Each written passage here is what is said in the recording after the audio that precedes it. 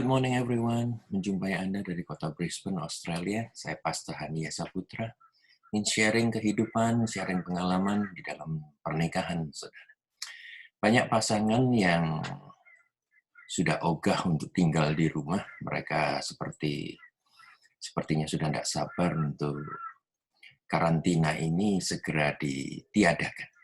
Ya, mereka ingin kembali ke normal mereka.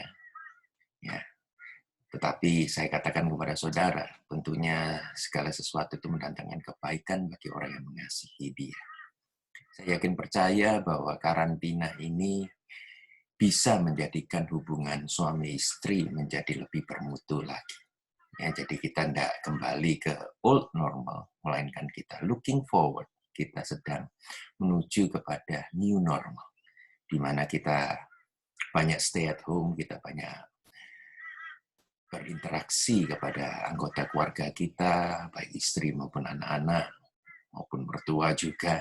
Saya yakin percaya bahwa semuanya mendatangkan kebaikan bagi kita. Baik, kita tidak akan berputar-putar di sana, tetapi ada satu ayat yang menarik sekali, dua ayat sebenarnya, terambil dari Pengkhotbah pasal yang ke-7 ayat 10.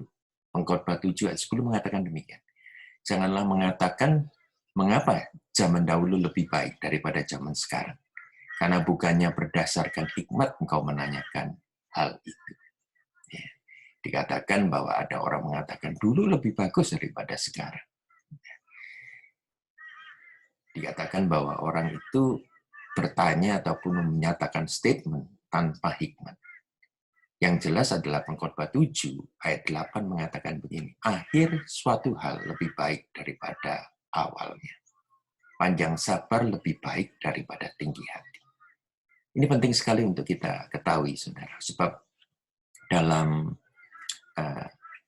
suatu adaptasi, dalam suatu perubahan, yang dibutuhkan itu adalah panjang sabar. Akhir dari segala sesuatu. Kita sedang menuju kemana? Saya yakin percaya, saudara, bahwa kita semua akan mengalami sesuatu yang indah. Terutama pasangan suami istri yang mau dibentuk dalam masa-masa pandemi 19. Tentunya anggur baru itu harus ditaruh di satu wineskin ataupun tempat anggur yang baru juga. Sehingga baik anggur maupun tempat anggurnya tidak hancur dan bahkan anggur ini bisa dinikmati bersama-sama. Kadang-kala kita ini masih beroperasi di old spirit, ya, spirit kita yang lama. Baik suami maupun istri, ya, kita masih masing-masing beroperasi dengan ego kita, sifat kita yang sebelum pandemi COVID-19 ini menyerang dunia. Kita masih seringkali nomor satu adalah scorekeeper. Scorekeeper itu adalah pesaing. Hubungan suami istri, sebagaimana saya katakan kepada saudara bahwa hubungan suami istri itu adalah satu partnership. Mereka saling membangun, saling menolong, bahkan saling bergantung. Saling membangun, saling menolong, dan saling bergantung. Bukan menjadikan satu saingan di dalam satu rumah tangga. Kalau persaingan itu selalu ada yang menang dan selalu ada yang kalah. Selalu ada yang untung, selalu ada yang rugi. Nah, dalam pernikahan kita bukan kita mencetak scorekeeper. Bukan kita mencetak seperti main bola begitu. Siapa yang mencetak skor lebih banyak, dialah pemenang. Yang jelas adalah satu menang, satunya babak belur. Apakah Anda ingin? Anda selalu mengatakan, aku pemenang. Dan partner Anda yang Anda katakan bahwa Anda kasihi, selalu babak belur dalam hal emosi. Kan tidak benar. Yang jelas adalah bahwa suatu rumah tangga berhasil itu karena pengorbanan Anda.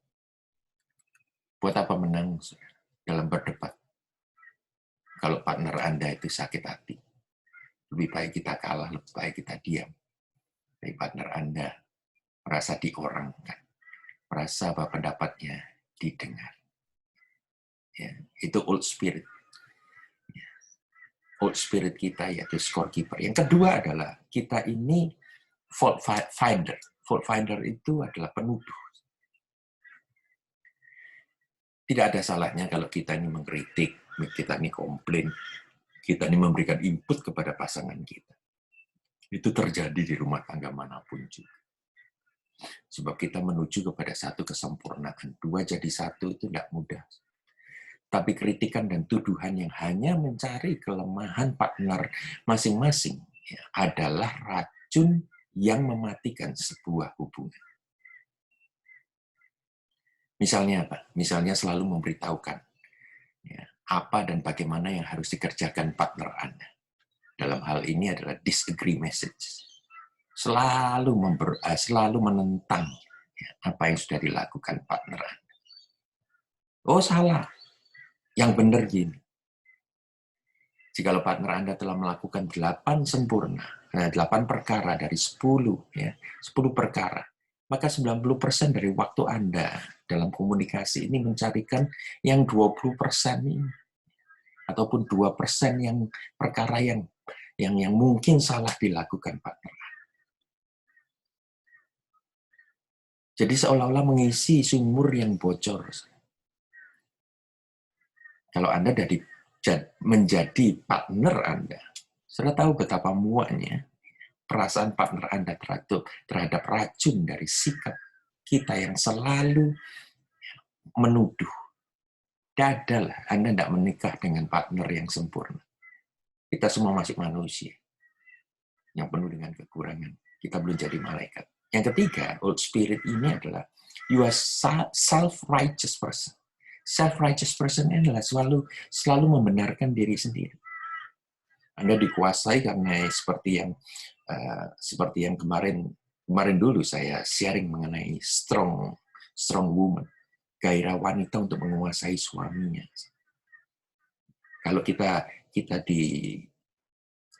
dikerjakan ataupun kita beroperasi dengan roh pembenaran diri sendiri ini, tujuan kita adalah mengontrol. Seharusnya ya semuanya itu adalah lahir dari ide Anda. Dan segalanya harus dikerjakan menurut cara Anda. Kita semua selalu menolak, ya, kita semua menolak semua ide yang dari luar. Harus dikerjakan menurut caraku sendiri. I'm better than you. Firman Tuhan katakan Anda tidak dapat melayani dua Tuhan. Kalau Anda mau bahagia, ya, dan juga Anda harus mau benar sendiri, mau benarnya sendiri, maka ini tidak bisa berjalan bersama. Bahagia itu tidak akan menghampiri ataupun menghinggapi orang yang selalu membenarkan diri sendiri. Kemudian yang ketiga adalah ya, you turn into a tech dog. Anda itu suka bertengkar. Percakapan yang selalu dibumbui dengan serangan balik itu sepertinya membunuh karakter seseorang. Message-nya adalah satu, I want to hurt you. Jikalau Anda biarkan tonasi suara Anda, tonasi perkataan Anda ini berlangsung terus, maka pernikahan Anda pastilah akan tercapik-capik. Semua pertengkaran bisa dibagi atas 10% dari permasalahan yang sebenarnya. Dan 90% tonasi suara yang salah. Sekali lagi, 10% dari permasalahan yang sebenarnya. 90% itu adalah tonasi suara yang tinggi, tonasi suara yang salah. Perkataan sudah tidak sopan lagi, perkataan sudah menyerang keluarga masing-masing, perkataan dibarengi dengan bahasa tubuh yang menantang. Saudara, kita tidak bisa balik ke old normal.